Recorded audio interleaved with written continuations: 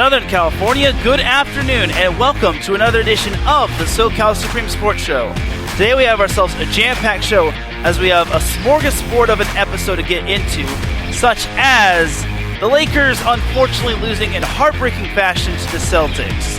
But it wasn't just heartbreaking fashion that they lost in, it was controversial fashion. Yuck. But the Chargers, on the other hand, they hired their offensive coordinator, Kellen Moore. Can he pump more offense into the Chargers, or will it be same as it ever was? Also, the Clippers are kind of winning, except for last night when they blew a 21-point lead to the Bucks. Yikes. But also, USC and UCLA hoops are back to winning, and the Big West men's and women's basketball race is really starting to come down to the wire. Who will get the number one seed, and who will get the number one seed in the Big West Conference Tournament and win the regular season Big West Conference Championship? All that and more here on the SoCal Supreme Sports Show. This is Teran Rodriguez bringing you another edition of the SoCal Supreme Sports Show here on IE Sports Radio, your direct feed for all that is sports.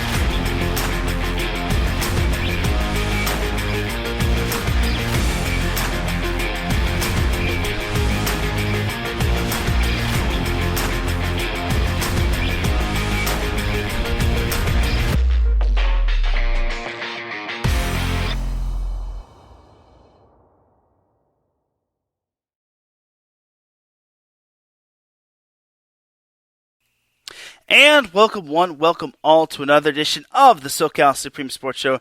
Thank you all for joining me on this beautiful Friday afternoon, Friday morning, Friday evening, wherever you are listening from. Either way, you have made your way into episode 122 of the SoCal Supreme Sports Show. And without any further delay, let us begin. But first and foremost, the SoCal Supreme Sports Show would not be going live without IE Sports Radio providing the platform to go live on Spreaker. You can follow IE Sports Radio on several different social media platforms such as Twitter, Instagram, and on TikTok at IE Sports Radio. We also have a Facebook page, which for those that still use Facebook, just go to Facebook, type in IE, then Sports, then Radio in the search bar. Then you'll see IE Sports Radio and its icon. Click on it, follow us, like us, and boom, you will be getting updates on IE Sports Radio, everything. Also, we have a website, www.iesportsradio.com, and when you go there, you'll see a Patreon link at the top, which starts at $5 a month once you click it. This will get you a shout from all of our amazing shows, and higher tiers include IE Sports Radio merchandise, access to IESRU, the podcasting university of IE Sports Radio, and even a chance to be featured on a segment of our flagship show, The Defining Moment with Larry B. Because for the past 8 years, going on 9 years, IE Sports Radio has been bringing you amazing content ranging from interviewing legendary athletes, coaches, and other authorized media personnel to building tailor-made shows dedicated to all major sports cities around the country. All the while, we've continued to be by the fans and for the fans. With your help, we are ready to take the next biggest step. Thank you to everyone for all of your support and for making IE Sports Radio your direct feed for all that is sports. Shout out to our Patreon supporters, Bay Area Raised Apparel, Key to the Gate, Marcus Lowe's Great, and a donor that wishes to remain anonymous. And with all that said and done, let us begin. So we're actually going to start off on a little bit of a different note. We're actually going to start off with NASCAR. Yes, NASCAR. You didn't think I'd be talking about NASCAR today, now did you? Well, the Busch Clash, a.k.a. the Clash at the Coliseum, or the Busch Light Clash, is on this Saturday, or this weekend entirely, and it takes place in Southern California, which you don't really get to see a whole lot when it comes to Southern California, just because most most races or NASCAR or IndyCar or Formula One events take place approximately in like the Midwest or the East or whatnot. And unfortunately, the West Coast, I feel it gets a bad rap just because people on the West Coast don't really get to enjoy the NASCAR or the Formula One or any sort of motorsports just because it starts later, just because it's on the East Coast and whatnot. But that's just my opinion and whatnot. And I'm just going to willingly say this to everyone. I'm not the biggest motorsports expert. I'm not the biggest NASCAR fan, but it is something I definitely want to make note of. If you want more motorsports information and motorsports-esque breakdowns, definitely check out the Extra Mile on IE Sports Radio every Thursday at 5 p.m. Pacific Time, 8 p.m. Eastern. They just kicked off Season 7, and the Rolex 24 happened last week. But back to the Busch Light Clash at the Coliseum. This will take place at the Los Angeles Memorial Coliseum on the 5th, not on the 4th. So it's just for Sunday. So the following racers, unfortunately, I could not find the lineups for the life of me, which I feel really bad just because, well, I really want to break down this as much as I can. But here are some of the racers that will be participating: Ross Chastain, Austin Cindric, Austin Dillon, Kevin Harvick, Kyle Larson, Brad Keselowski, Corey LaHoy, Kyle Busch, which obviously that's to be expected, Chase Elliott, Denny Hamlin, Arik Almirola. That's the top 10, by the way. Chastain, Cindric, Dillon, Harvick, Larson, Keselowski, LaHoy, Busch, Elliott, and Almirola. And then other notable names include Denny Hamlin, Ryan Blaney, Chase Briscoe, Martin Truex Jr., Christopher Bell, Joey Logano, Bubba Wallace, William Byron, Justin Haley, Ryan Pierce, Tyler Riddick, Alex Bowman, Ty Gibbs, Ty Dillon, and that's pretty much it, in my opinion. Now, I may probably have missed a few other notable racers, but that's pretty much all the notable racers, in my opinion, that are going to be in the Busch Light Clash on Sunday at the Coliseum, which I think it's going to be a fun little event. And for NASCAR fans on the West Coast that get to check this event out, well, I hope you all have a fun time, and I really think NASCAR is vastly underrated, just because people will think, oh, it's just racing cars, and you don't need a whole lot of skill for that. Well, I disagree, just because you actually need to be fit to ride in the car, and you need to know when to like accelerate and when to brake and when to turn and steer and all that stuff. I mean, it's actually a lot more complicated than I probably said, but either way, I think NASCAR and every motorsports sport is vastly underrated, and I think it deserves some more recognition on the West Coast. Again, we don't get to see a whole lot of West Coast races, other than like the Long Beach. I forget one of the races, but it's like the Long Beach Memorial. Either way, I did one time when I was young see a race in Long Beach. I think it was like the Long Beach Open or something. Again, I probably don't remember the exact title just because I think I was like 7 at the time. So that's just me. And I think back when I was 7, we went to the aquarium in Long Beach, which I think my brother had to basically do. But either way, that's basically that for the for the Busch Light Clash.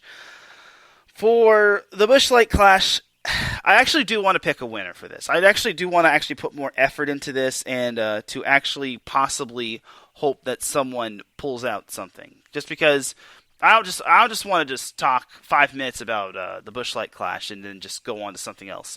I predict that Kyle Busch will win just because I feel it's the perfect storm. And it looks like the top 10 is half of the top 10 is actually Chevy, and then the other 4 are basically Ford. There's no Toyota. there is Toyota in the race entirely, but unfortunately they're not in the top 10 in terms of the entries. So that's basically that for the entries and the eligibilities. Again, there is no starting lineup, which unfortunately makes me sad. Again, I wish I could break down this a whole lot better. Like, I wish I was Daryl Kinsey Jr., and I wish I had more knowledgeability when it comes to NASCAR and motorsports and whatnot. But again, the Extra Mile crew with Christopher Lehman and Daryl Kinsey Jr. is there to help you with your racing needs and to basically give you that racing fix every single week.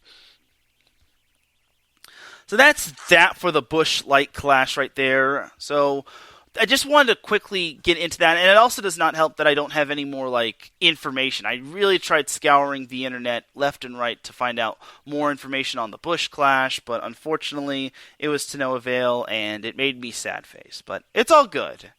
So that is that for the Busch Light Clash, and I'll probably recap the Busch Light Clash and all of its information next week. I promise y'all it'll probably be more than 6 minutes. I guarantee you all. Alright, but with that out of the way, let's jump on into some NFL. So, again, the Chargers and the Rams are out of the playoffs, as the Super Bowl will consist of the Kansas City Chiefs and the Philadelphia Eagles. I'm not going to go I'm not going to ramble on too much about the playoffs just because, well, my teams aren't in it, and this is the SoCal Supreme Sports Show, not the Kansas City or Philadelphia Sports Show. So I don't want to spend too much time on the NFL, but I do want to give a shout to Kansas City player Juju Smith-Schuster, who is a former USC football standout and a Long Beach Poly standout, as the dude will be playing for the Kansas City Chiefs in Super Bowl 57. Yeah, 57. Which I think is awesome, and I'm excited to see him hopefully do great things with Patrick Mahomes and whatnot. So I think that's really cool, and I also want to give a shout out to Marcus Epps of the Philadelphia Eagles, as he is a former Edison High School standout, as the dude is also going to be playing in the Super Bowl as well. So I think that's incredible right there, and I'm excited to see what he can do for the Eagles. He plays defense, and he's pretty darn good on defense, and I think it's going to be quite fun. As I also want to give a shout out to former Santa Margarita Catholic High School football standout Grant Calcaterra, as he is the first Santa Margarita player to be in the Super Bowl or play in the Super Bowl, which I think is awesome. So Calcaterra plays for the Philadelphia Eagles, just like Marcus Epps. So there will be 2 former Orange County standouts, which I think is pretty cool. So I need to get that out of the way just because, again, I'm not going to spend too much time on the Super Bowl just because my teams aren't in it, and I don't want to basically just ramble on to those that don't care about the Super Bowl. And also, that's just not my thing.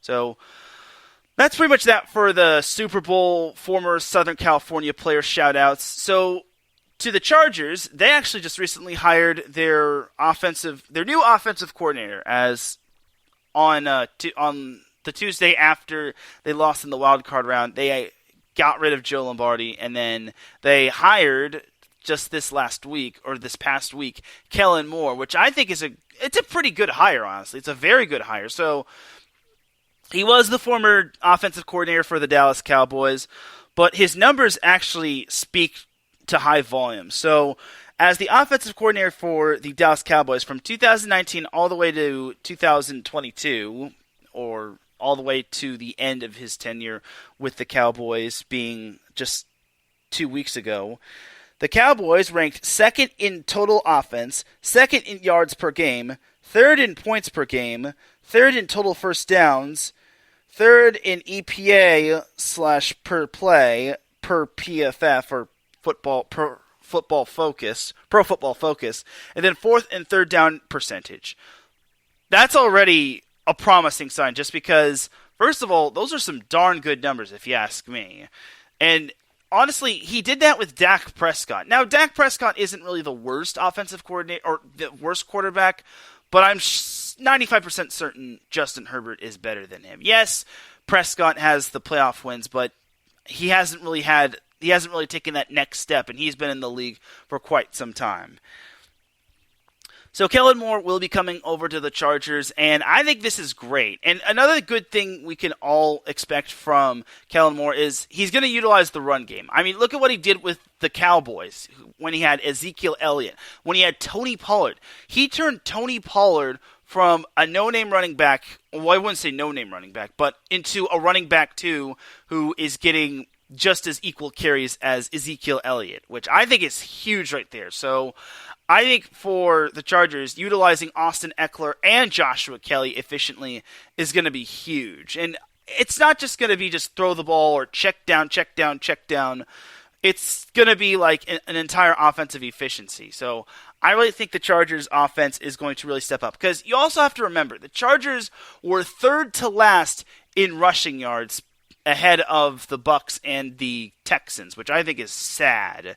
And you have one of the best running backs in the league in Austin Eckler. So the fact that the Chargers ranked nearly last in rushing yards, even with a talented running back such as Austin Eckler, and a resurged Joshua Kelly, who I thought was rather impressive this year, I think that the Chargers are in for a treat with Kellen Moore. Now, many people are criticizing the Chargers getting Kellen Moore onto their staff, and they're saying, oh, well, look at what happened with the Cowboys and whatnot. Well, it's a massive upgrade from, what's-his-face, Joe Lombardi.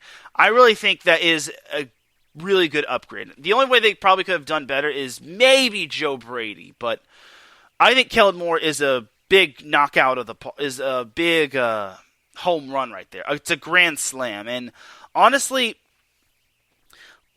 like I said, second in total offense and in yards per game, and then third in points per game and in total first downs, and then third per Pro Football Focus in EPA/plays, and then fourth in third down percentage. That's incredible right there. Like, the numbers speak for themselves, and I really think the Chargers can build off that. And especially since Kellen Moore's going to get a new change of scenery, I really think that the Cowboys losing in the divisional round was a big blessing for the Chargers. Yes, they lost to the Northern California team in the Niners, but I think for Kellen Moore basically being shown the door by the Cowboys and that opening up the opportunity for the Chargers to get him is absolutely amazing. So I'm excited to see what Kellen Moore can bring to the Chargers offense. And I'm very certain we will be seeing more running from Austin Eckler and Joshua Kelly. And who knows, maybe the Chargers might be drafting Bijan Robinson from University of Texas. So I can't wait to see what Kellen Moore can bring to the table. Now, some are impressed by this. One such Cowboys fan in Skip Bayless, as he basically has the Chargers going to the Super Bowl, which I think that's very absurd, if you ask me. I think it's way too early to start making Super Bowl plans. Like, the Chargers, first of all, they need to get healthy. Second of all, they need to be efficient. And third, they need to find out who they're drafting, who they're going to let walk, and who they're basically going to, replace those in terms of free agency, because they're already $20 million over the cap despite the salary cap, I think, going up. So the Chargers really need to make some upgrades and get rid of some nasty contracts. The one worst contract, in my opinion, is J.C. Jackson's contract, and the poor dude sadly just blew out his knee, and I heard he was back training on the bike, which is great news, but I don't think he's going to have that explosiveness. And I actually did see one Chargers fan page on Instagram trade J.C. Jackson for Jalen Ramsey, which I think is kind of interesting. But I'm not going to speculate too much on that. So we'll see what happens with the Chargers in the offseason. And I really want them to... This is probably another big offseason for them. And hopefully, they will be able to expand on this and basically build off this, just because I really want the Chargers to actually get to that next level. And if the Chargers don't make the playoffs this next year, I really just don't see Brandon Staley coming back. Like, you at least got to keep Kellen Moore, but and who knows, maybe Ronaldo Hill might be on the hot seat as well in terms of being the defensive coordinator. But overall, this is Brandon Staley's last chance, and he's got to do everything in his power to make sure he wins back the respect from Chargers fans alike and make one big impression in terms of Chargers ownership. Just because on paper the Chargers schedule for next season or the Chargers opponents on schedule or on paper looks quite intimidating. So we'll see what happens. And I guess to close out the other Chargers news is that Justin Herbert actually had I wouldn't say he had surgery on his non-throwing shoulder, and that was the shoulder that popped up on injuries every now and then, but it didn't keep Justin Herbert from playing certain games. So it's a good thing just because the Chargers don't want to risk him not being 100%, and I think it's great that he got the off-season shoulder surgery, and he'll be back in time before training camp, and at least for ETAs and whatnot. So here's to a speedy recovery for Justin Herbert, and I hope he comes back stronger than ever. And I'm looking forward to seeing him again, seeing him back on the field again, just because I really think he can take the next biggest step. Because the Chargers got to the playoffs this year only to fall short in embarrassing fashion to the Jaguars. But I think I can maybe take the next step. I at least want them to be in the divisional round, if not the championship game, the AFC championship. But again, Rome isn't built in a day, and neither is a house, so we'll have to wait and see. And there are some nasty contracts that they have outside of J.C. Jackson. They have the contracts of Kyle Van Noy, who I thought did well. Gerald Everett might be out. They're keeping Cameron Dicker just because he was automatic for the most part. I think Dustin Hopkins might be out, just because you can't really get a kicker easily. I mean, look at what happened with Cameron Dicker. And then you've also got Drew Tranquill, who's a free agent as well. I think they should bring back Drew Tranquill. I think he was an unsung hero defensively. And then I hope they could rework the contract of J.C. Jackson. I mean, I also heard after the game that the players are thinking of they need to bring everyone back for next year. But they also need to make sure they're not too much over the salary cap. That's because we are approaching the final year. I think it's the final year of Justin Herbert's contract, just because he is going to be in his fourth year, and I think the contract ends after the fourth or fifth year. So no, it is the fourth year. I'm sorry, just because that they have this thing called fifth year option. So for the Chargers, they just have to basically strike while the iron's hot, and they have to go all in. That's because it's either now or never, or Brandon Staley gets the boot next season. I mean, they probably should have fired Brandon Staley, in my honest opinion, but also it's not all Brandon Staley's fault. The fact that the team had injuries and they still won 10 games and were the 5 seed is quite phenomenal. So it's not all on Brandon Staley, but I think this is his last chance, whether the media thinks that or not. I think that this should be the last chance that Staley gets, just because, again, you look at the bad things that Staley's done. He's had controversial fourth down calls. He played Mike Williams in a meaningless Week 18 game, which he only needed to play one, if not half a quarter. So the future is still bright for the Chargers, but they have to knock it out of the park next season when it comes to the off season, and I really want them to take that next step. All right, so that is that for the Chargers and its news right there. There's no real big news in terms of the Rams. I will just say it really sucks not having the Rams in the playoffs, and unfortunately for the Rams, their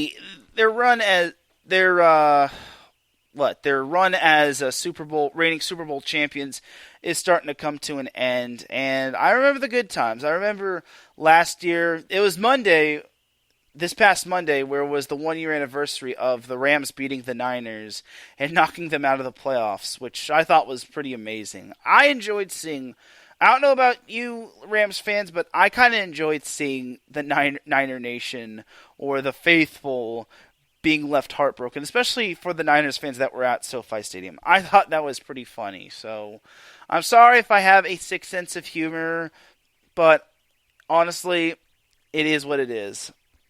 And the Rams finally exorcised the Niner demons as they finally beat the Niners, and they beat the Niners last year, and they eventually won the Super Bowl, which I thought was amazing. It's still going to be a part of my pinned tweet. So, yeah. At least we still have memories. Alright, but that's going to do it for NFL talk right there. So let's jump on into some college hoops. So, USC and UCLA, we'll start off with men's basketball. So USC and UCLA, well, USC is still winning, as they've now won 3 in a row. They beat Washington State 80-70, which it was a lot closer than the final score dictates, as I think USC was only up 3 with about a minute and change remaining, and then USC just turned on the gas. So that's a good win for USC, building off of that amazing home win over a former top 10 team in UCLA, or a top 10 team currently in UCLA, as USC, they're still on the coattails of UCLA for first place, as there's still one full game back, while Arizona is a half a game back of UCLA. So USC continues its homestand on Saturday against Washington. So there's that right there for USC. Jumping on over to UCLA, they snapped their 2-game losing skid as they beat Washington 70-61. Saturday, UCLA is home against Washington State.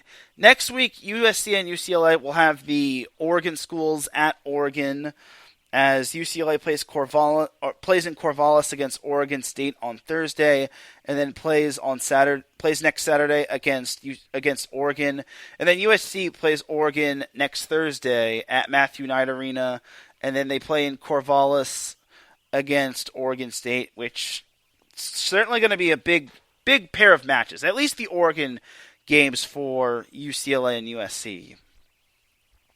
This could possibly be make or break for both those teams in terms of the Pac-12 conference.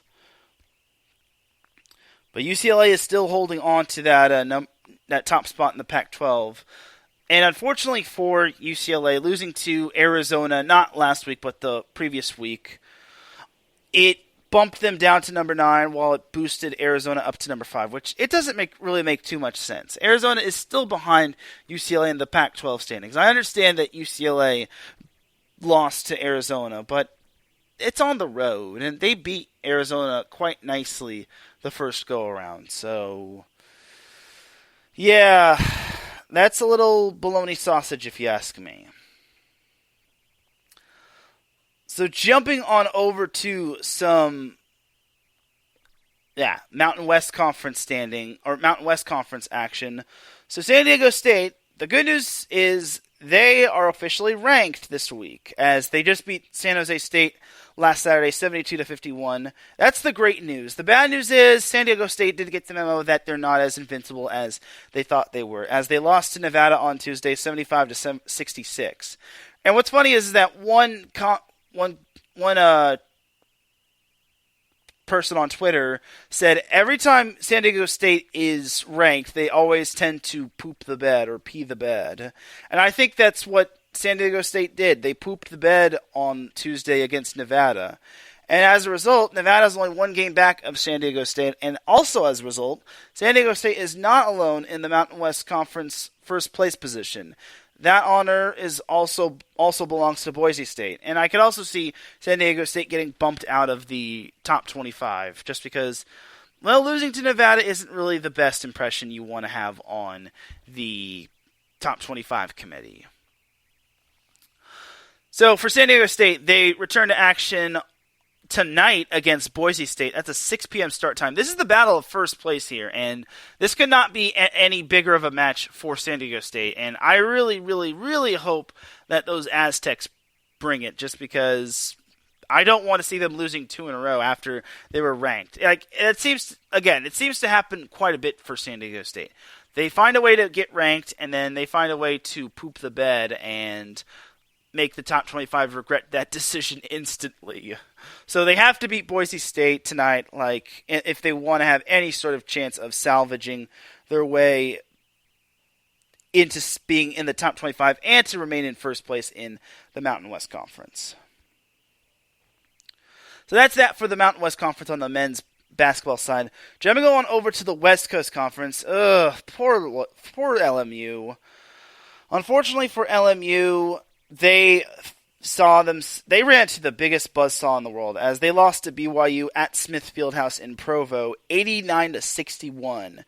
Big yikes right there, as they actually snapped their 4-game winning streak, which sucks. And what sucks even worse is that BYU LMU is still in the top 3 of the West Coast Conference. It's just that Pacific is gaining ground, and so is BYU.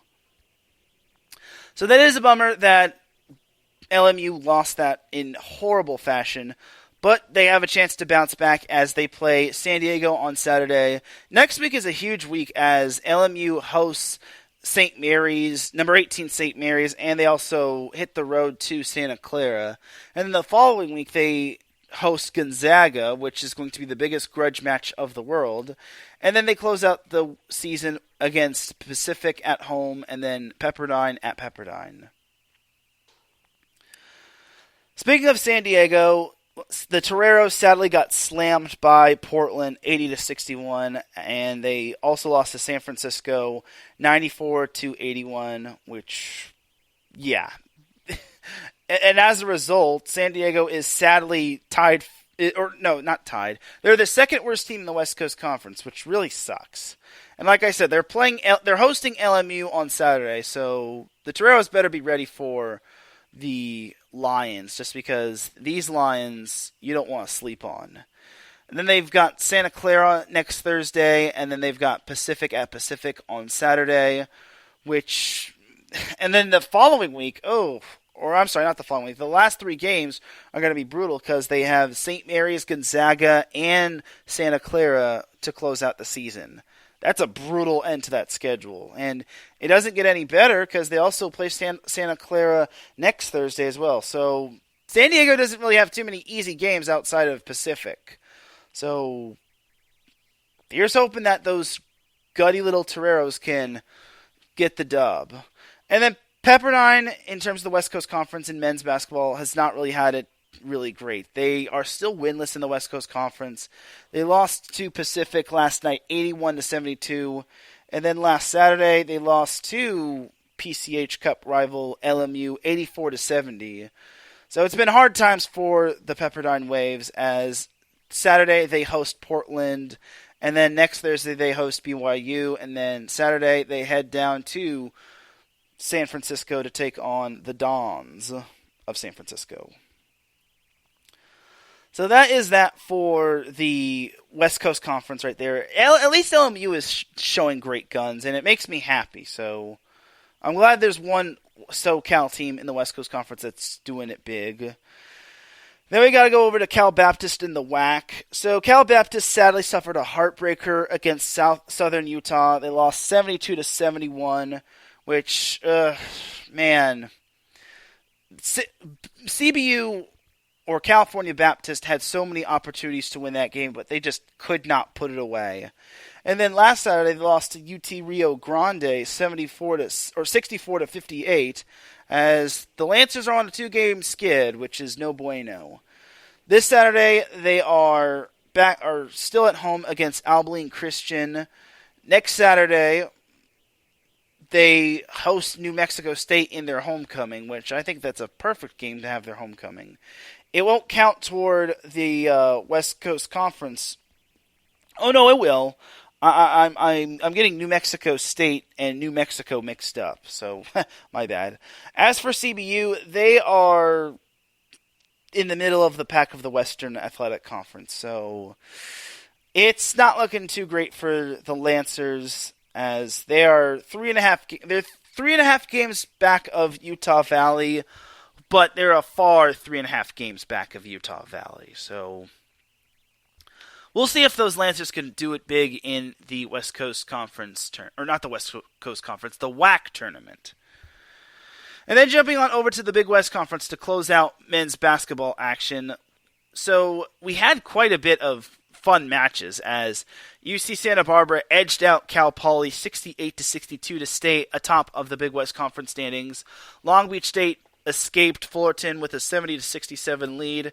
Bakersfield, this was the stunner right here. Bakersfield toppled UC Riverside in overtime, 82 to 76. And then UC Irvine stayed within striking distance of the Gauchos as they beat UC San Diego 76-60, which I think is a good win right there. So for the Big West Conference, it's getting very tight as UC Santa Barbara still has that 1-game lead on UC Irvine. UC Riverside is 1.5 games back of the Gauchos. Don't count out Hawaii just yet. And also, don't count out Long Beach State, as they are 2.5 games back of the Gauchos for first place, but they are clicking at the right time, as they actually have they're tied for having the longest winning streak in the conference, as they've now won 5 in a row, and beating Fullerton at Fullerton is pretty good, if you ask me, especially since they're coming off of that win over, UC Irvine. And then they also beat Cal Poly as well, but Cal Poly is the coldest team in the conference as they've lost 10 in a row. Whew. So looking ahead to Saturday, the UC Santa Barbara plays Northridge.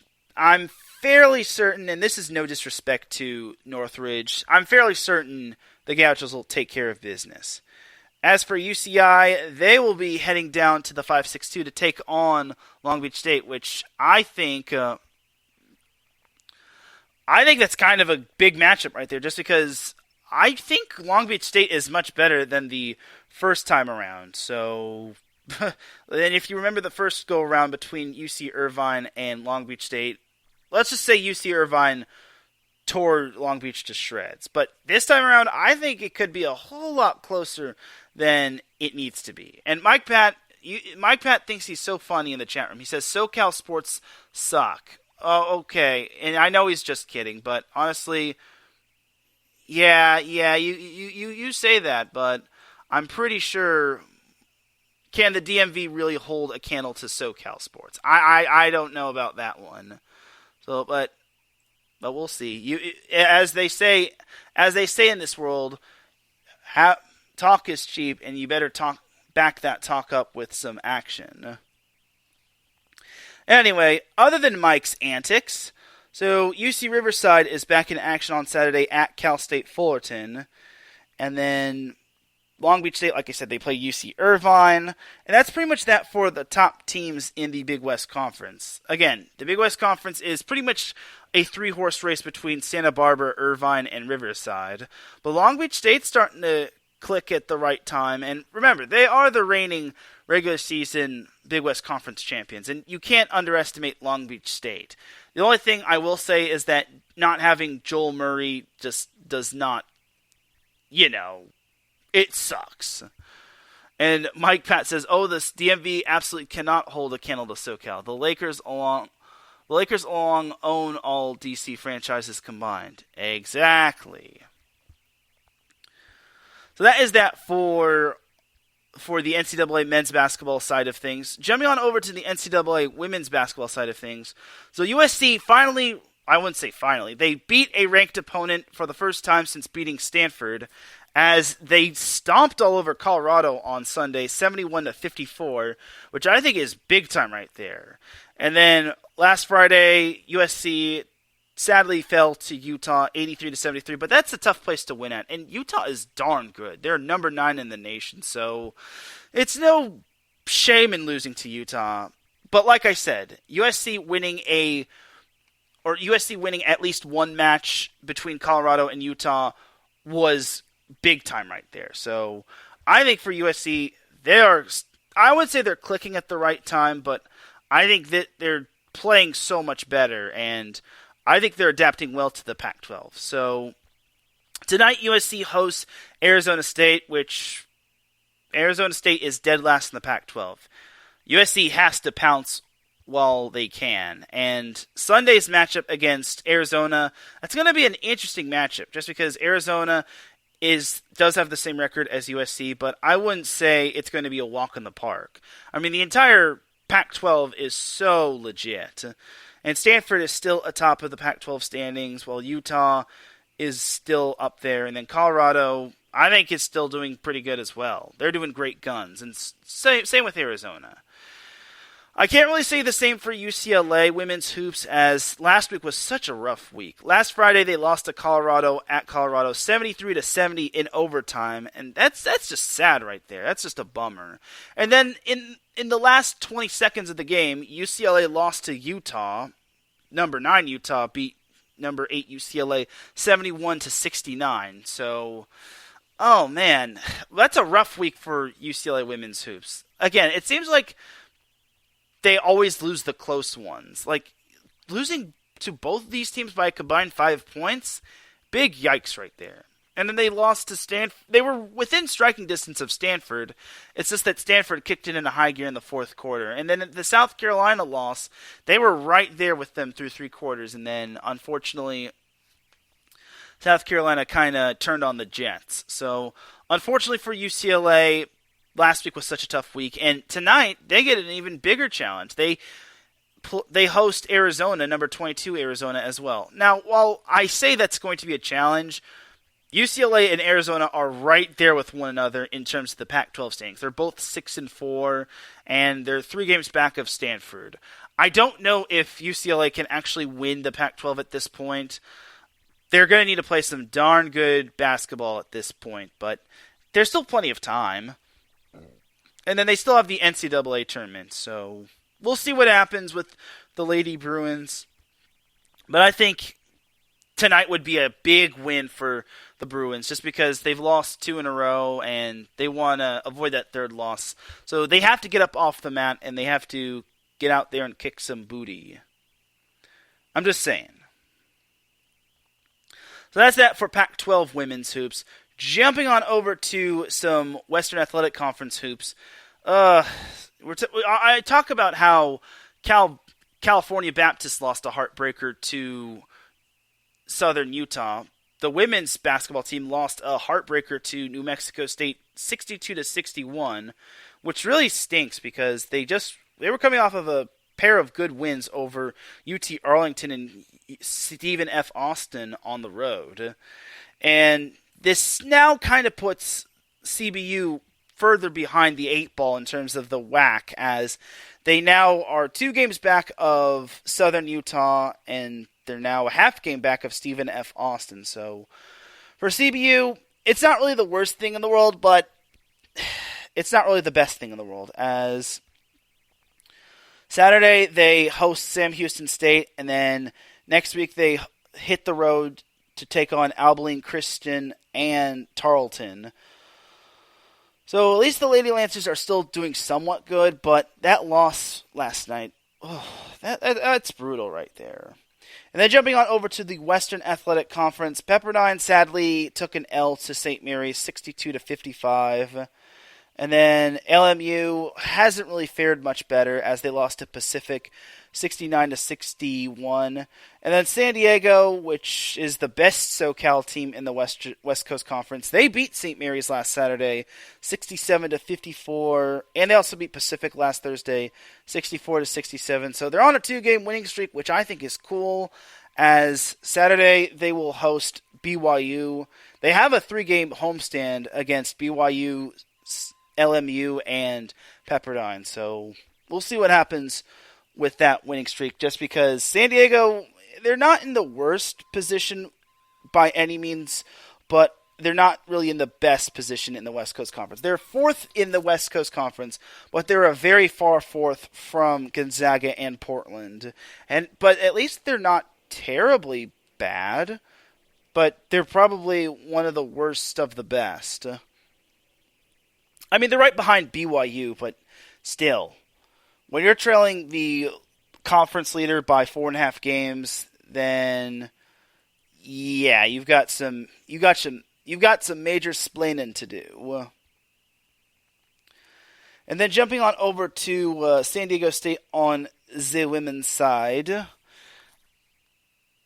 I want to say the Lady Aztecs, they're not doing bad, but they're not doing all that great either, as they sadly lost to Boise State on Monday, 62-57, which sucks because while they are still in second place, they're now falling further and further and further back of UNLV. They're now 3 games back of the Lady Rebels, which they're playing some dang good basketball. They're 21-2 overall, and they're 11-0 in conference play, yet they're still not ranked. Interesting. So, rough one on Monday for the Lady Aztecs as they head down to New Mexico to take on New Mexico this Saturday. Then next Thursday, they will be heading down to Nevada to take on Nevada. And then next Saturday, they head down to NorCal to take on San Jose State. So, the New Mexico one should be winnable for the Lady Aztecs. But if they get past the New Mexico ones, then next week should not be too bad, just because San Jose State and Nevada are both not so good. I don't think San Diego State is going to catch up to UNLV, but getting that second seed in the Mountain West Conference tournament would be good. I think it would be quite nice. Yes, indeed. And then closing out NCAA women's basketball action, we have the Big West Conference. We had Cal Poly beating UC Santa Barbara 69-64. We also had UC Irvine staying in first place in the Big West Conference, winning 64-51. Long Beach State won its 7th match in a row as they won 65-53. And that's kind of the team everyone needs to watch out for. Long Beach State is doing really good, and you're never going to believe who Long Beach State plays on Saturday. If you guessed UC Irvine, you are correct, as that's a huge match for the Beach. If they win, then they will take over first place, which definitely will go a long way. I mean, yes, after that, they've got 8 more games remaining, but I think that would be a huge win just because the first go-around against UC Irvine, they lost a heartbreaker on its home floor, but hopefully, for the Beach's sake, they can win on the road at the Bren. I mean, for UC Irvine, they're not invincible by any means, but I'm not going to try and say that they're going to lose. I think Long Beach State's going to have to work really hard if they want to take down UC Irvine at the Bren Event Center.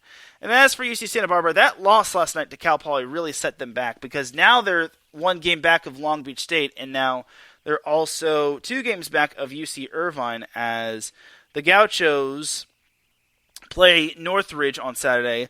Now, Northridge, they are not doing great. They have lost 8 in a row, but they nearly upset UC Irvine. That would have been huge if the Matadors had taken down UC Irvine, just because that would have definitely put Santa Barbara and Long Beach in a better position, but that is not the case. And then as for UC San Diego, I'm not sure if their 4-year, I wouldn't say probation, or their 4-year transition period has expired, but if they do win the regular season Big West Conference Championship, then that's going to be quite something, as this Saturday they head down to Bakersfield to take on Cal State Bakersfield, and they're not really out of the race just yet. They're 2.5 games out of first place, but it's a far 2.5 games out of first place, just because they still have to contend with the likes of Santa Barbara and Long Beach, and they do play Santa Barbara on the 25th,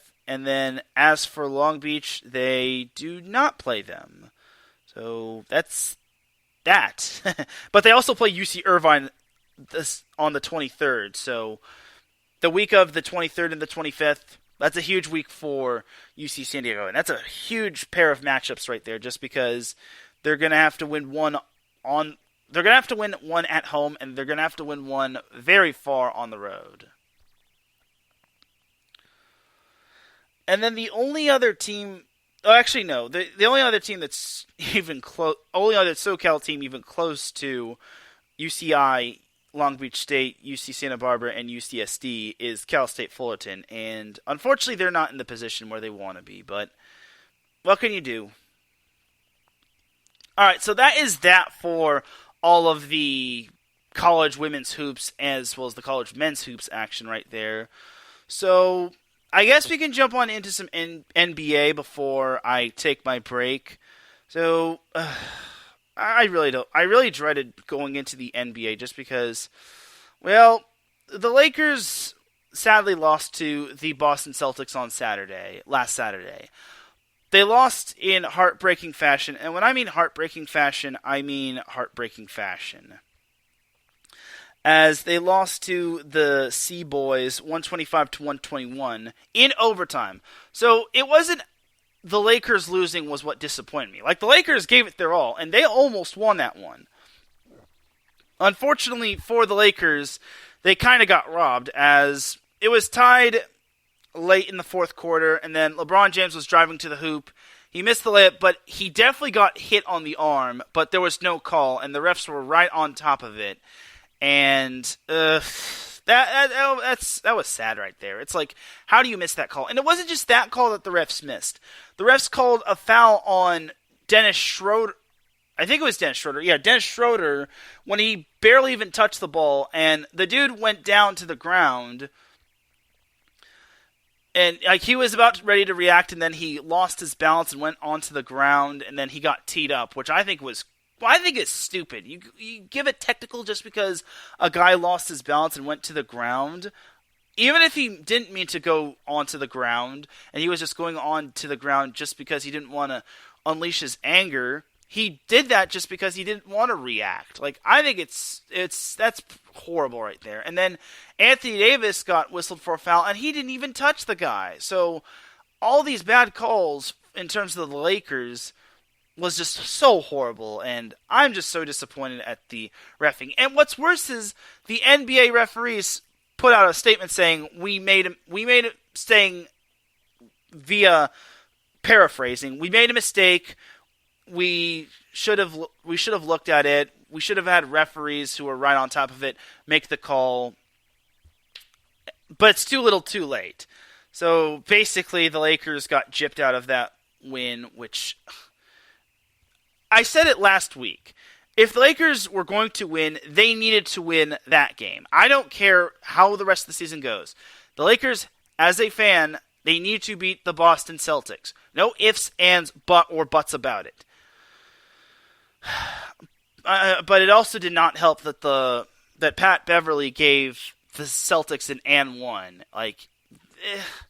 What I don't understand is the Lakers were up 3, and then I think it was like Jaylen Brown. He went to the hoop and he made it, but Pat Beverly also fouled him, and then it was a 3-point play. It's like, God, really? And what's worse is that Pat Beverly got a stop before that, and he also had a putback dunk before that. So entirely for the Lakers, it just flipped upside down. And yes, we could all blame the refs, but honestly, Lakers should not have been put in this situation, especially since Jason Tatum was not having the best night of his life. So unfortunately for the Lakers, they lost that one. They also lost Monday at Brooklyn. I should also make note that they are officially on their Grammy road trip. This is their official Grammy road trip. All the times I've said Grammy road trip back in December, those aren't the Grammy road trips. This is the official Grammy road trip. They lost to the Brooklyn Nets on Monday, 121-104. They then beat the New York Knicks in overtime, 129-123.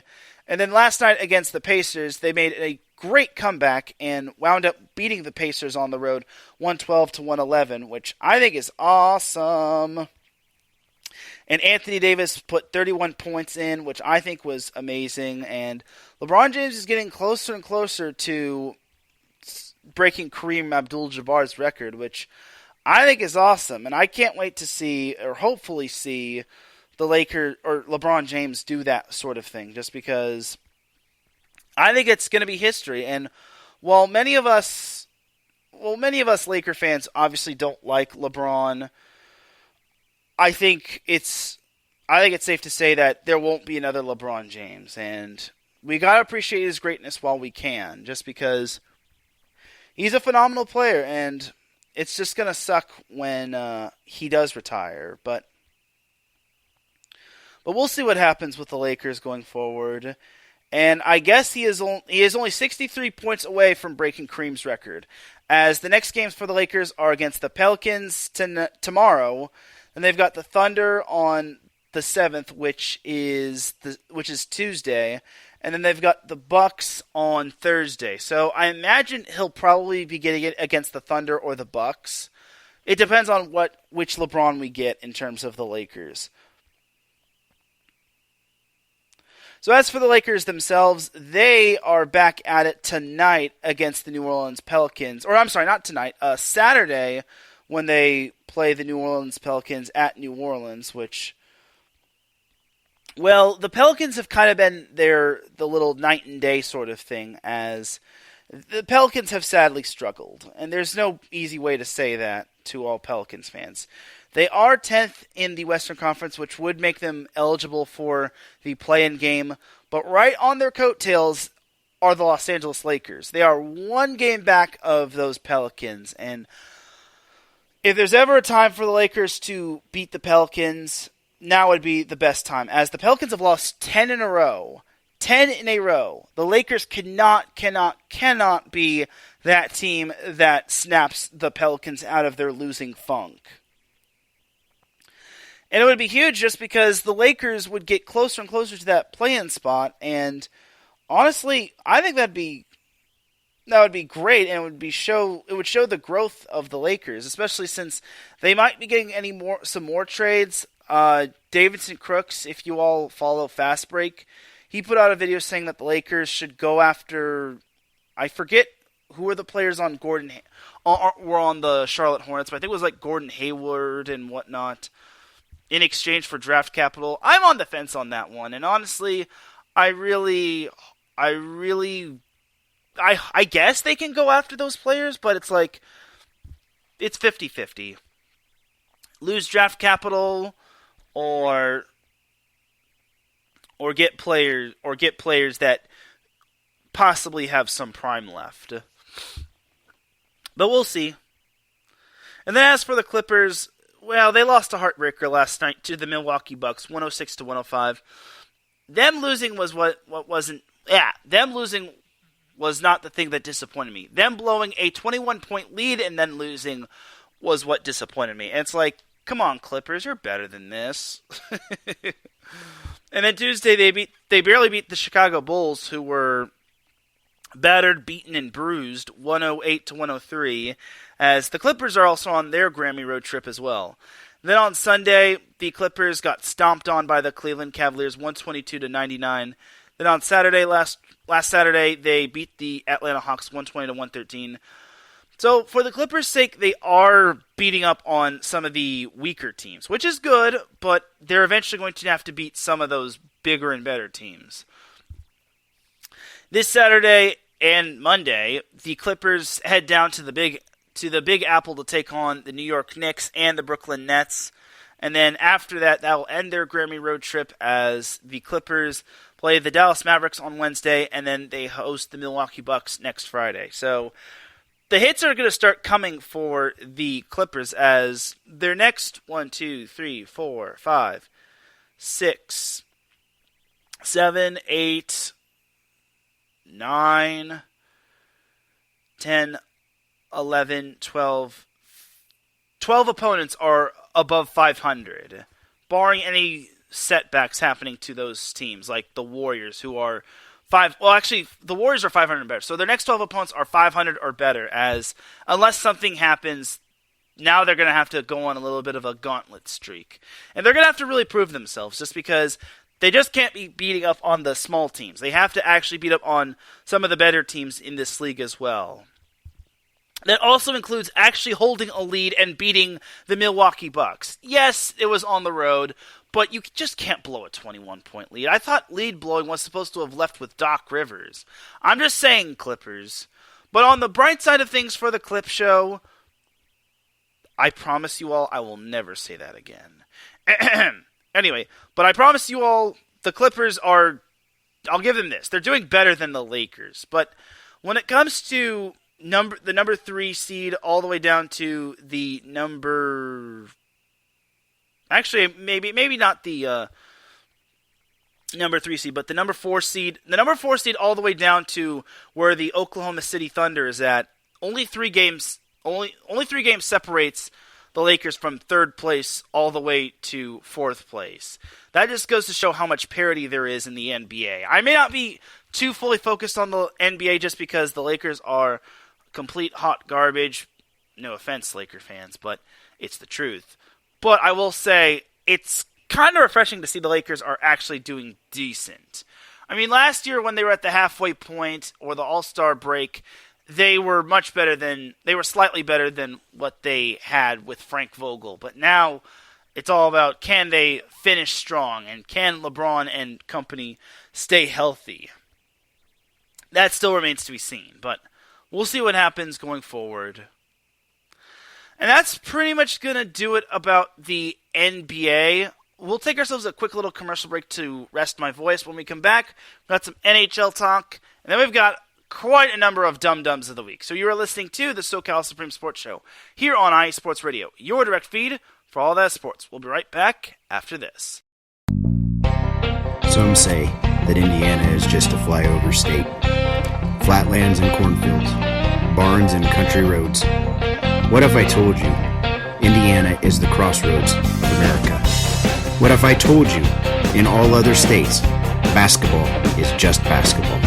In Indiana, basketball is life. Crowded high school basketball gyms on a Friday night, and every barn with a basketball rim and a frayed, worn-out net.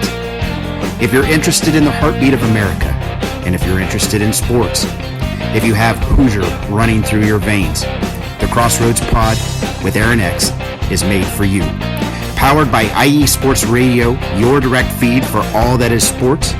Each and every week, the Crossroad Pod covers all of Indiana sports. The pride of the horseshoe of the Indianapolis Colts. The blue-collar gold swagger of the Indiana Pacers. The relentless pursuit of the sixth banner for the Indiana Hoosiers. The swing of the hammer of the Purdue Boilermakers. The swoop of the Cardinals of Ball State.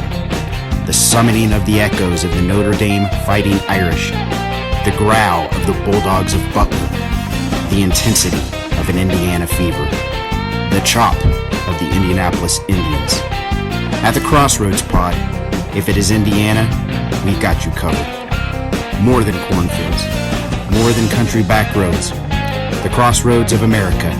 Join me, Aaron X, every week. It's nothing but net.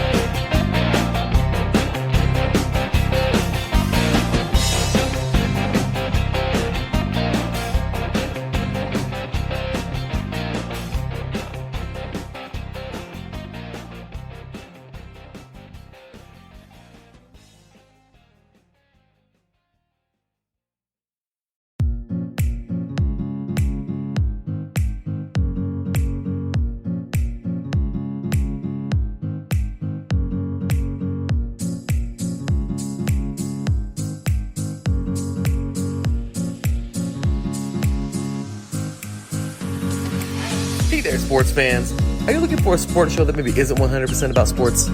Then you might want to check out the Sports Couple Perspectives right here on IE Sports Radio, your direct feed for all that is sports.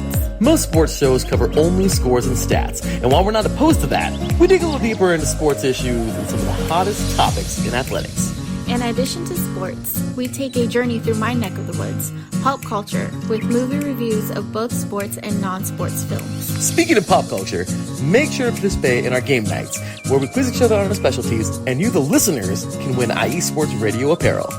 We always have a great time learning more about each other's worlds, one show at a time. So join us each week on the Sports Couple Perspectives, right here on IE Sports Radio, your direct feed for all that is sports.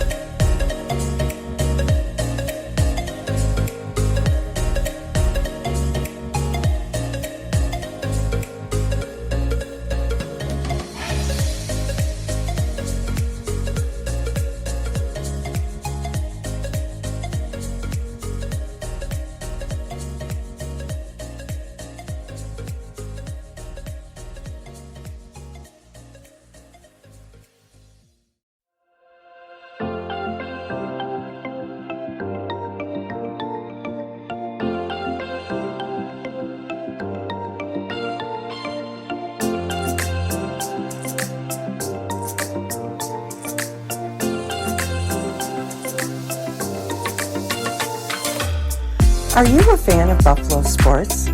Are you thinking of changing loyalties and becoming a Buffalo sports fan? Do you even know where Buffalo is on the map? Did you know Canada is closer to Buffalo than New York City? Welcome to the Buffalo Huddle, every Tuesday night at 7 p.m.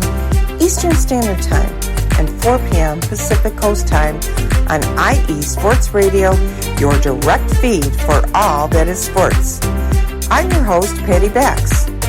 This is a podcast designed for you, the passionate sports fan. I know you love your sports. Who doesn't?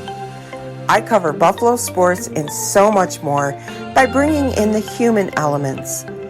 I call it Buffalo Sports with a Twist. Join me as we take a journey into the world of Buffalo sports. I guarantee you'll fall in love with Buffalo just like I did. Each week we start with an inspiration, question of the day, a Buffalo fun fact, and a weekly challenge to you, the listener. Come huddle up with me every Tuesday at 7 p.m. Eastern Standard Time and 4 p.m. Pacific Coast Time for the Buffalo Huddle with Patty Bax on IE Sports Radio, your direct feed for all that is sports. As we say in Buffalo, go Bills! And as we say in the world, nobody circles the wagons better than the Bills. Back with segment number 2 of the SoCal Supreme Sports Show here on IE Sports Radio, your direct feed for all that sports. Definitely check out all of our amazing shows on IE Sports Radio, such as the Sports Couple Perspective with Larry B and Cecilia. Also have to give it a shout out to Larry B. Happy belated birthday, as his birthday was on Wednesday. So sorry if you're not listening live, Larry. I definitely want to wish you a happy birthday. And I already gave him the Big W award. I was going to give him the Big W award, but he's already got one. So also definitely check out the Crossroads Pod with Aaron X, and then also check out the Buffalo Huddle with Patty Bax. They're all amazing shows. We have 27 shows and counting, so you definitely don't want to miss any of them, as we are all dedicated fans and content creators who wish to continue to do great things. Now let's jump on back into segment number 2 of the SoCal Supreme Sports Show, as we have a lot to get into, as I'm also going to just go... I'm also just going to quickly not spoil this for the SoCal Supreme Sports Show, is that we have a long extended version of Dum Dum of the Week. So I want to get everything knocked out of the NHL and any other sports-related things knocked out, which you're going to like this week's edition of the Dum Dum of the Week. I should also mention on Sports Couple Perspective is that Sports Couple Perspective will have a special guest tonight. Kaz Egan, the MC for the Lake Elsinore Storm baseball team, which is actually the single A affiliate of the San Diego Padres. And he's also the ring announcer, and he's also the host for Monster Jam. So that's really awesome that he's going to be on as a guest, as he's also the voice of Combat Sports. He's also a ring announcer for Combat Sports, and he's also the host for Monster Jam, which I think is really awesome. So definitely do check out the Sports Couple Perspective tonight. I want to say it's at 5 p.m. Pacific time. If I'm wrong, I'll get the Dum Dum of the Week award for next week, but I'm 95% certain it's going to be on at 5 p.m. Pacific time, if not 6 p.m. But with all that said and done, let's get back on into the SoCal sports. So I also just realized something. I'm ashamed of myself for kind of not realizing this, is that the All-Star break, the NHL's on All-Star break, so we don't have too much to get into when it comes to the Kings and the Ducks, as the Kings sadly lost I'd say a heartbreaker, but I don't think that's the correct word, a major heartbreaker to the Carolina Hurricanes, as they lost 5-4 in overtime, as sadly the Kings just could not hold on to a 3-goal lead. Yeah, they lost a 3-goal lead in the third period. They were up 4-1 going into the third, and then the goals just came left and right. They came toward the beginning of the period, in the middle of the period, and then toward the end. And then eventually Carolina scored in overtime. I don't even think a minute in, which it was a power play goal as well. So, yeah, that's a bummer, LA. And then they also lost to the Tampa Bay Lightning last Saturday, 5-2, and they beat the Florida Panthers 4-3. So, not fun times for the Kings. The good news is that they're tied atop the Pacific standings, or the Pacific Division, with the Seattle Kraken, and they're 1 point ahead of those pesky Vegas Golden Knights, which is awesome sauce. And then as for the Ducks themselves, well, the Ducks, how do I put this in a nice way? They're not as bad as the Coyotes. They beat the Coyotes last Saturday in overtime 2-1. Also have to give a shout out to Larry B and his wife Cecilia for being at this game. I think they brought him good luck, which is great. and what I do like one person that, well, Larry actually commented on my little shout out on the SoCal Supreme Sports Show Twitter account. He says, very stressful game. Glad we won. And then there was another commenter that said, it's either blowout games or nail biter wins. Nail biter games. No in between. And I think that perfectly describes the Ducks. Either blowout wins or losses, or blowout losses, or nail biter wins. No in between when it comes to the Ducks. The Ducks, unfortunately, are still the worst team in the Pacific Division, as they are dead last, which is very sad. And as for the division, as for the conference, they are the second worst team in the Western Conference, ahead of the Chicago Blackhawks. And remember when I said that the Ducks aren't as bad as the Coyotes? Well, the Coyotes are at least ahead of the Ducks, but they've lost the last two against Anaheim.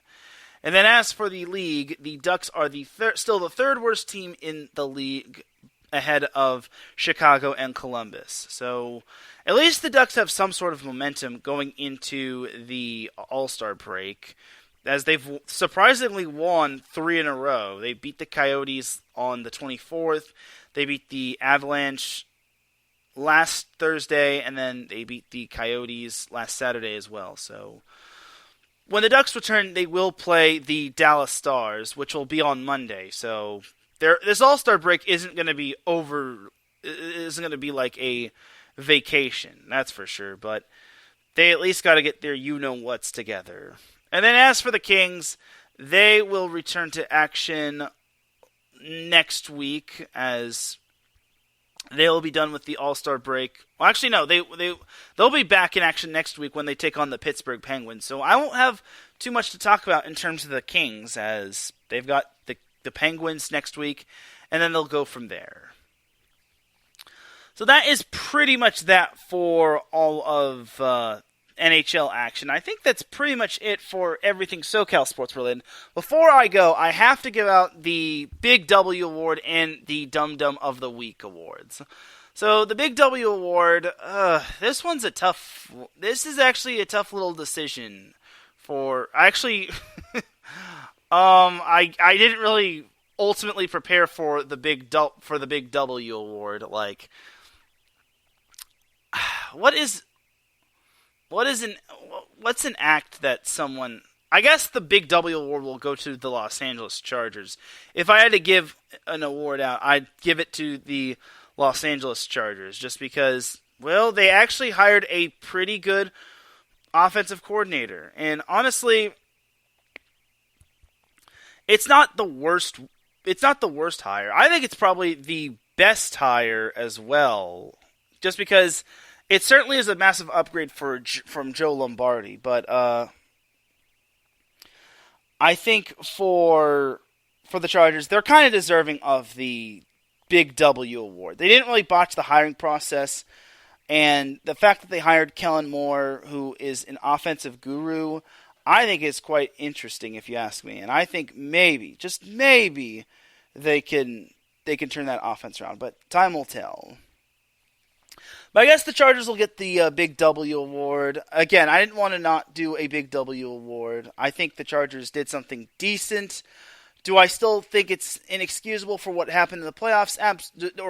Does that make up for the inexcusable thing that happened in the playoffs in the wild card round? Abso-freaking-lutely not.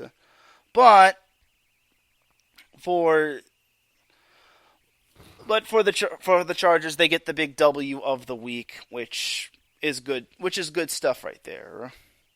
All right, so now we got and I guess one big W award winner should go to Derek Carr. Now, he's obviously the rival of the Chargers, as he's now on the Raiders, but he did really good in the Pro Bowl competitions. Now, I'm not going to really talk too much about the Pro Bowl, but the dude was lights out in the target practice game in terms of the Pro Bowl, and he actually had a funny saying. He's like, I don't think I've ever been that hot before, otherwise I wouldn't be leaving Las Vegas. I thought that was a pretty funny thing. And he said, if I didn't play that bad, I don't think I'd be leaving Las Vegas. So I guess I'll give Derek Carr the Big W award. So congrats to Derek Carr on getting the Big W award. But now we have to get on into the Dum Dum of the Week award. So the Dum Dum of the Week goes to someone or something, or an organization or a person that does something stupid.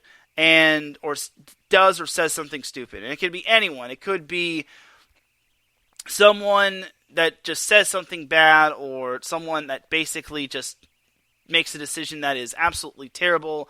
No one is safe from the Dum Dum of the Week award. And I have so many Dum Dums of the Week awards to give out. Like, I really don't want to. I don't want to give out the wrong ones. I mean, I actually have 5 Dum Dums. I think 5 or so Dum Dums of the Week. As the ones that I have saved are basically right here and now, and then I have a mini Dum. Okay, I actually have 4 to give out. So I'll give out the first mini Dum Dum of the Week. So apparently, I found this out earlier before my show started, and I found out that my high school, which their associate student body had their flag stolen by a student of the rival high school. So rivalry high schools rivalries are really amazing. But in high school and in college, obviously, it is quite amazing, and then people love to have their smack talk and whatnot, but apparently, the student body of Newport Harbor High School had their flag stolen, and I guess a kid from Corona Del Mar, the rival high school, stole it in the boys' basketball game last night. Now, I'm just going to say this. If you stole the flag, please return it. I mean, they love having that flag, and it was an expensive flag from what I heard, and have a heart and just return it. Like, please, please, please. If this flag does not get returned, I will find who did this, and I won't get the flag back, but I will find out who did this, and depending on what happens, that person might be getting the full Dum Dum of the Week. But to the person that did steal it, I'm not going to name names, and I'm just going to say, please just come forward and please just give back the flag. I understand rivalry games or rivalries schools happen for a reason, but it's like, you don't need to go that far and steal something. Like, stealing never makes anything better, and I think stealing's a sin if I'm not mistaken, but I digress. But just to the person that stole the flag, which was a student, please just give back the flag. Like, don't be that type of guy. I understand your team lost. Yes, spoiler alert, the Newport Harbor boys basketball team won last night. And I don't know if it was just because of jealousy or frustration or just playing a prank, but please just give back the flag. I beg of you. Just do the right thing and give back the flag. And in exchange, you will not be Dum Dum of the Week. You'll get the Big W award, depending on who gives it back. Either way, the person that stole the flag is the mini Dum Dum of the Week award recipient. All right, now let's get on into the actual Dum Dums of the Week. Oh boy, we have a lot to get into in terms of this. So, we have to go back. Okay, we'll start off on a serious note. So, everyone loves football players. Everyone knows that football players have a big responsibility. But unfortunately, this person right here, he made a very, very, very, very, very, very, very, very, very, very bad decision. And this goes all the way back over to the ATL, or Georgia, as unfortunately Stetson Bennett made a bad decision. He hasn't really been making bad decisions in terms of playing football, but unfortunately he made a not-so-great decision on, I think it was Saturday, and he unfortunately was arrested early Sunday. So this actually happened on early Sunday after police said he was intoxicated and banging on doors. Okay, I'm just going to say this. He doesn't deserve the whole Dum Dum of the Week award sound effect, but I will say this. If this is serious, the dude just went from Georgia's hero, the state of Georgia's hero, all the way down to basically throwing his entire respect away to the entire state, which I think is terrible. Like, honestly, for him to do that, to first of all get intoxicated, that's a fat N.O. Second of all, to be banging on doors, that's even worse.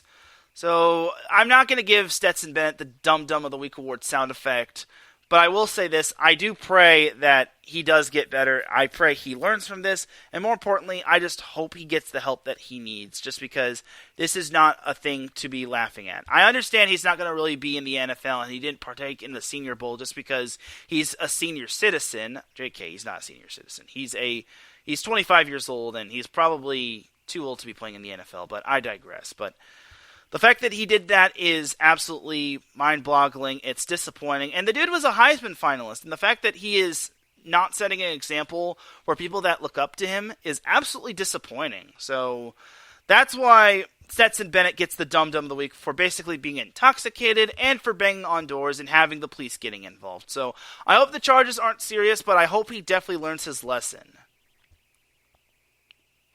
I just gave him the silent sound effect just because he doesn't deserve the Dum Dum of the Week award sound effect. Like, I just pray that this isn't serious. It's not as bad as what, like, Henry Ruggs did, but honestly, the dude should not be doing that. He needs to set an example for people that look up to him. Alright, so that's Dum Dum of the Week award recipient number 1. So Dum Dum of the Week recipient number 2. Oh boy. So remember that Lakers-Celtics game that I talked about? Well, I hate to do this, but the refs get the Dum Dum of the Week award, or at least the ref from underneath the basket that saw LeBron James driving to the hoop. I'm sorry, but that's just no excuse to not make that call. You have to call a foul on, I think it was Jason Tatum or Jaylen Brown, which I think it's just so frustrating, especially as a Laker fan. And it wasn't just one bad call, it was just multiple bad calls, especially phantom foul calls against the Lakers. And it's just so frustrating knowing that I understand, people make mistakes and referees are human, but it's like, you can't make that mistake when you're right on top of the play. So to the ref that made that horrible call, and to the other refs that called the phantom fouls against the Lakers on Anthony Davis and on Dennis Schroeder, and then also teed up Dennis Schroeder, you're also this week's Dum Dum of the Week award recipient number 2. And this time, I ain't holding back. Talk to him. You're so dumb. You are really dumb. For real.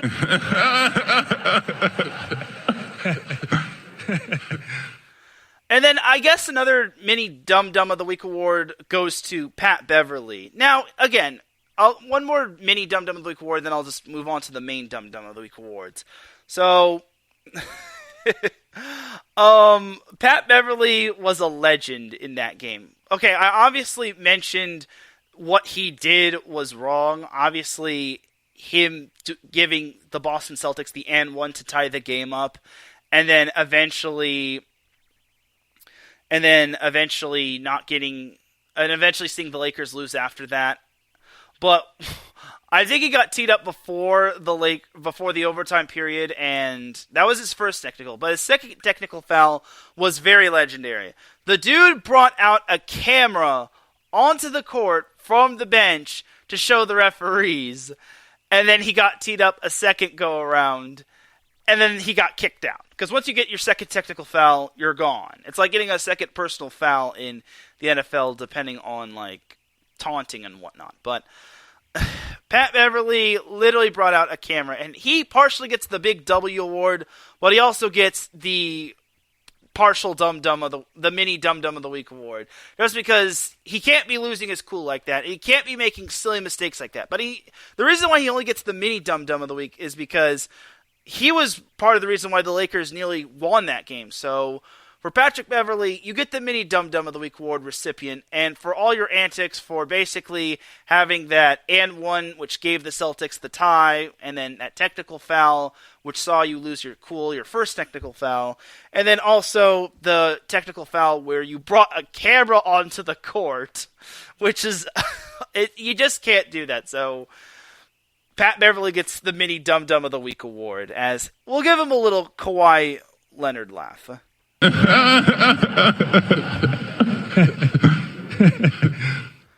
All right, so that is that for the mini dum-dum of the week. Now we got 2 more dum-dums of the week to give out, and then I'll send you all on your way. So, oh boy.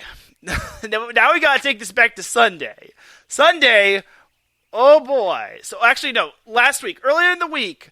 So I'm going to play you all a little bit of a clip from one Cincinnati mayor, and oh boy, this guy right here. I don't know what this man was thinking. I understand, but all of Cincinnati was just talking so much smack on the Kansas City Chiefs about about the NFC Championship game or the AFC Championship game, and oh man, this is the clip that he said when it came to one of his town hall meetings last week.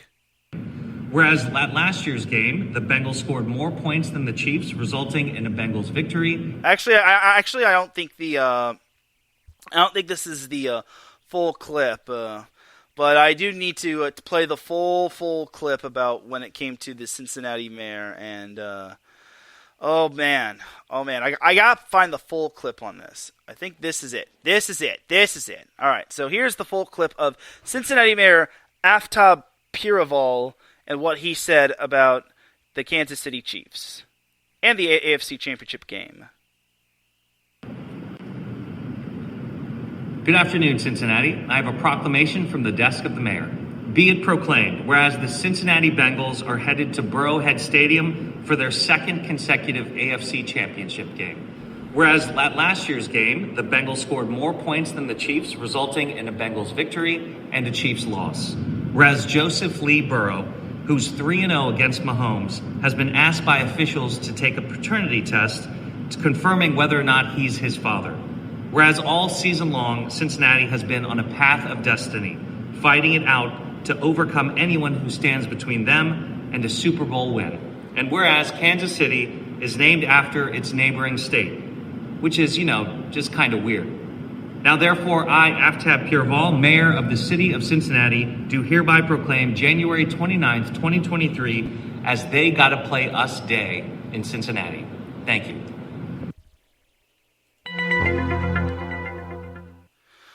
Okay.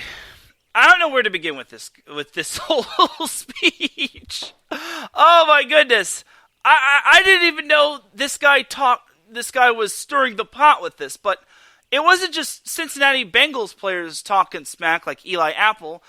The mayor of Cincinnati, Aftab Piraval, he also wanted in. He wanted all the smoke. Now, obviously, his calm demeanor didn't sound like it, but first of all, he called Arrowhead Stadium Burrowhead. That's a no-no by itself. It gets worse. If you all remember, he said that he made a joke saying that Joe Burrow was asked to take a paternity test about being Patrick Mahomes' daddy. Okay, first of all, Mahomes has a Super Bowl ring. Joe Burrow doesn't. Second of all, Mahomes was the number 1 seed.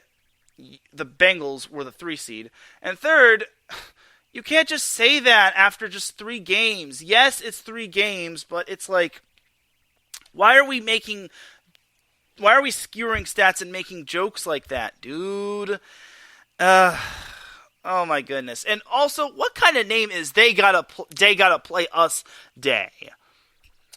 Oh my goodness. I just couldn't with this. It's like, oh my god. Like, how dumb do you have to be in order to talk that sort of smack? And unfortunately for the Cincinnati Bengals, they did not back that smack talk off. back that smack talk up, not just from the mayor's point of view, but from the players' point of view as well, as the Bengals lost to the Chiefs in the AFC Championship game 23-20, which resulted in the Kansas City Chiefs scoring more points and going to the Super Bowl. Now, I admit I picked the Bengals to win, but at least I wasn't talking smack like that. So, to Ofteb Pureval for basically saying what he said about Burrowhead and Arrowhead, he basically got dunked on after the game. He even got told off by Travis Kelce as he said, "Know your role and shut your mouth, you jabroni." During the trophy presentation. So I hate to do this to you, Ofteb Pureval, but you're this week's Dum Dum of the Week award recipient number 3, as you can't just talk smack and basically just have your team implode like that. So, Ofteb Pureval, you're the Dum Dum of the Week award recipient number 3. You are so dumb. You are really dumb. For real.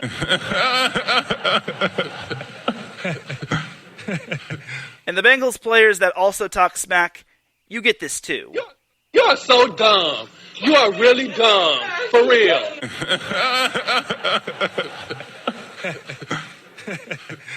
All right, and now we have the last Dum Dum of the Week award to give out, and then I'll send you all on your way. Oh, man.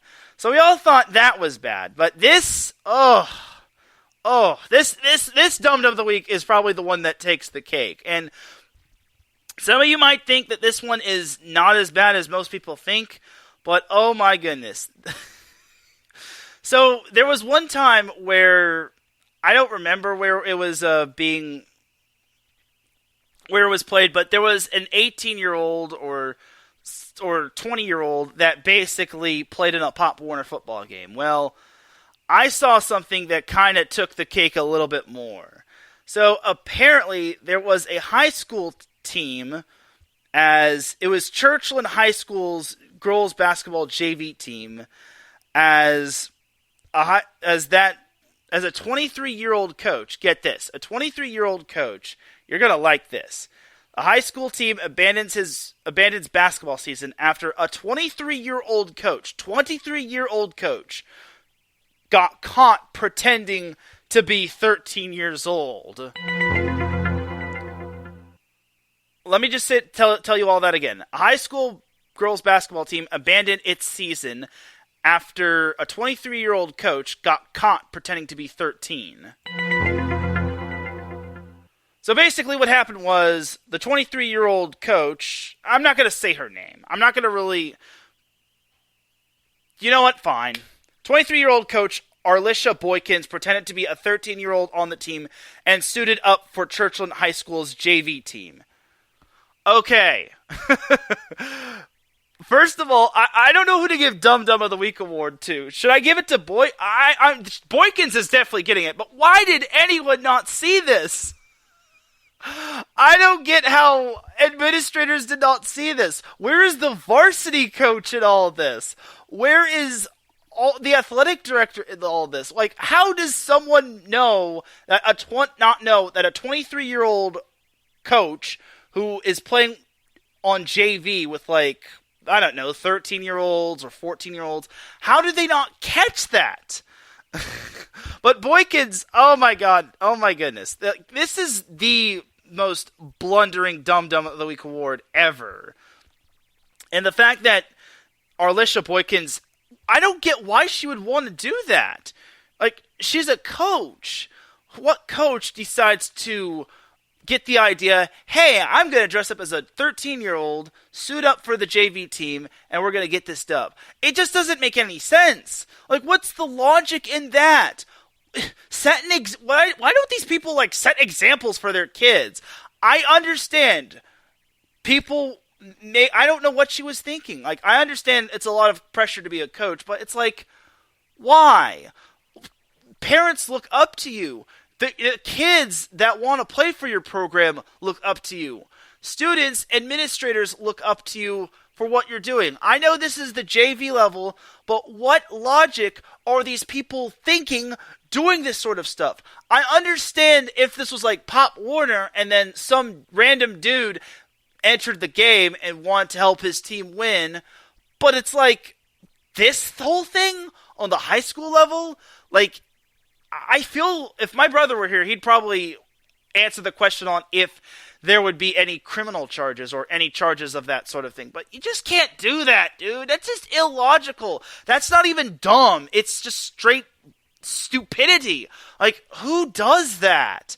I'm sorry. I know I'm taking this too far, but it's like, why, Coach Boykins? Why? What do you have to gain for disguising yourself as a 13-year-old? And shouldn't people tell if if the coach is on the court? Like, it just blows my mind. Maybe the team just didn't have enough players, but it's like, come on. Like, you don't go down that path. So I'm sorry to Arlisha Boykins, but you're kind of this week's Dum Dum of the Week award recipient number 4. And this isn't even dumb. This is just straight up illogical, but I'm going to have my boy talk to you real quick. You are so dumb. You are really dumb. For real.